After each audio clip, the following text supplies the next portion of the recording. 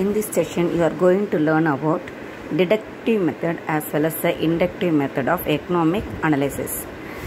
The deductive method, actually we are deriving this one from the general truth. For what purpose we are analyzing the economic is to develop the economical level in not only in the companies as well as in the country level. Okay, it is also named as the analytical or abstract method. Already I told this one we are deriving from the general truth. That means what they are doing there, first they are analyzing the problem. What is the problem? First they are analyzing it. After that alone, what they are doing, what are the technical terms we can utilize in this problem, that also it will be analyzed by there. Okay, this one actually practiced by the classical and new classical school of the economics. Then classical and neoclassical means how we are saying as a Neolithic period, Paleolithic period, like that. Here also what is that one? That means the classical period means before the what we said when they started the economics, like that, when they started, that means about the money when they started. At that moment, who are the people were there to decide about the money, to increase the value about the money, that people, and we are calling as a classical. And neoclassical means that means advanced people. Okay, they both utilized this deductive method. After analyzing the technical terms, what they are doing, they are taking some hypothesis. Okay, how to deduce that one, what they are doing, they are operating in that analytical method. What are the problems are there? That means we may say about if the labors, so many labors are there, but the raw material we are having very less. For that purpose, what we may do, from the general truth only I am saying, okay, labor, so many labor we are having there, but only the raw material having very little bit. That means what is the use of having that much labor?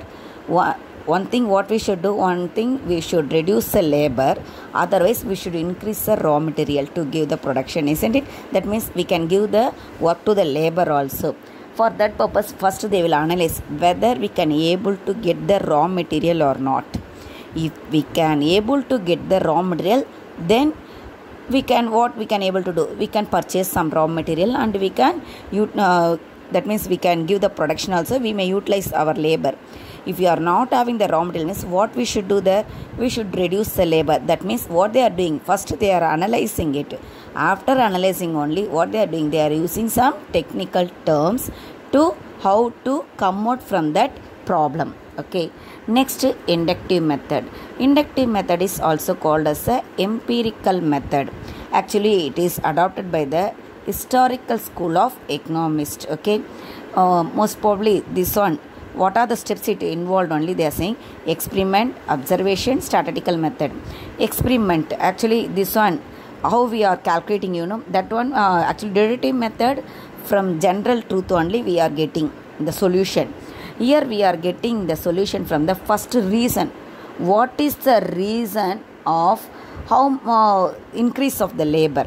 Okay, otherwise what is the reason of the reduction of the raw material? First they will check out the what is the reason of it, why we are having the lot of labor, because without knowing we are not appointed the labors, isn't it?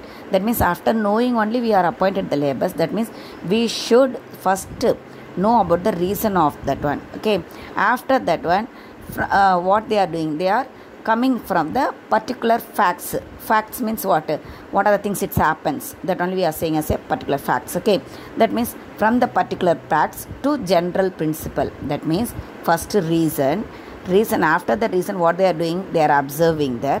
After observing it, what they are doing there, they are coming under the statistical method, what to do. Actually here what they are doing, first they are collecting the data. Okay, after that I already told, observing the data. What they are doing, first collecting the data, that is called as experimentation. After that what they are doing there, from that experimentation, that means from the collection of the data itself, we may come to know some conclusion. It may be given some conclusion from the data itself. After that what we are doing, we are observing the data. For that, whether the conclusion it will be easily we may do or not. That means already we came to some conclusion, isn't it? when you are looking at one lesson, what you are thinking there, whether you can able to read or not, you will come to some conclusion. But after observing it alone, you can decide properly there whether really you can able to do, otherwise you can't able to do, isn't it?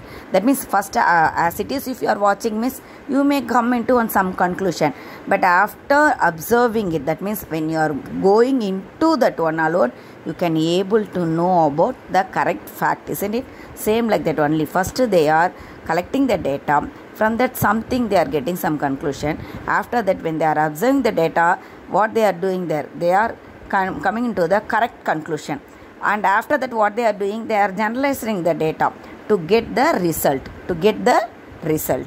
Okay, next here given about the Angel's law.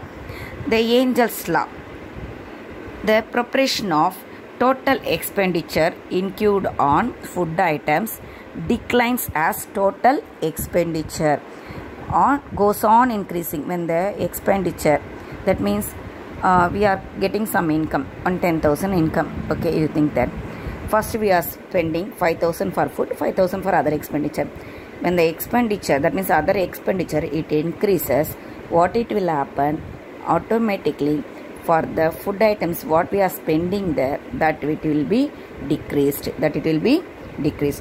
Economists today are of the view that both these methods, that means deductive method and inductive method, both they are utilizing in the to come out from the problems. Okay, to come out from the problems, what they are doing, the economics, they are using both deductive method as well as the inductive methods.